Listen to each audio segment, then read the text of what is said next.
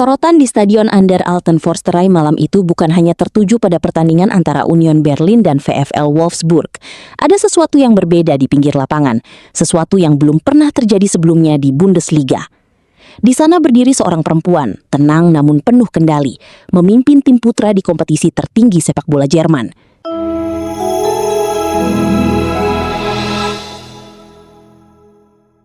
Dia adalah Marie-Louise Eta. Bukan sekedar pelatih interim biasa, kehadiran Eta langsung mencatat sejarah. Untuk pertama kalinya, seorang perempuan memimpin tim di Bundesliga, sebuah momen yang selama ini terasa jauh dari kenyataan. Penunjukan Eta sendiri datang di tengah situasi yang tidak mudah. Union Berlin baru saja berpisah dengan pelatih sebelumnya, Steffen Baumgart. Dalam kondisi mendesak, klub memutuskan memberi kepercayaan kepada Eta yang sebelumnya menangani tim U19. Langkah itu bisa dibilang berani, namun bagi mereka yang mengikuti perjalanan Eta, keputusan ini bukanlah kejutan. Sebelum berdiri di pinggir lapangan sebagai pelatih, Eta lebih dulu dikenal sebagai pemain.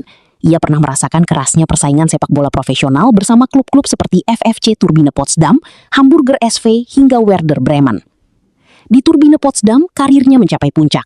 Ia meraih berbagai gelar, termasuk trofi Liga dan Liga Champions wanita, sebuah bukti bahwa ia bukan hanya sekedar pemain biasa.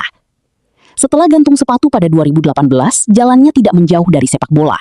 Justru disinilah babak baru dimulai. Eta memilih dunia kepelatihan, sebuah jalan yang tidak selalu ramah bagi perempuan, terutama di sepak bola pria.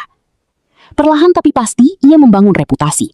Dari tim junior hingga level internasional kelompok umur, hingga akhirnya mendapatkan lisensi kepelatihan pro, level tertinggi yang bisa dicapai seorang pelatih.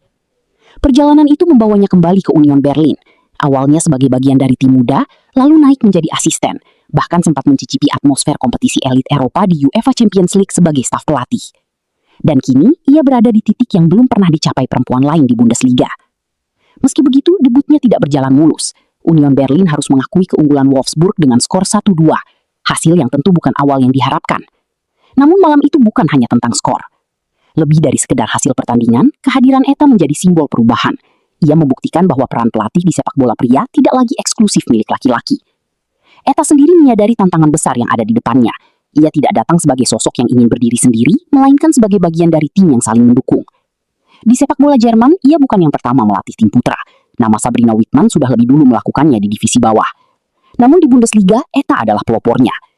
Kini tugas utamanya jelas, menjaga Union Berlin tetap bertahan di kasta tertinggi sepak bola Jerman hingga akhir musim. Apakah ia akan berhasil atau tidak, waktu yang akan menjawab. Namun satu hal sudah pasti, Marie-Louise Eta telah membuka pintu yang sebelumnya tertutup rapat. Dan dari pintu itulah, masa depan sepak bola mungkin akan berubah.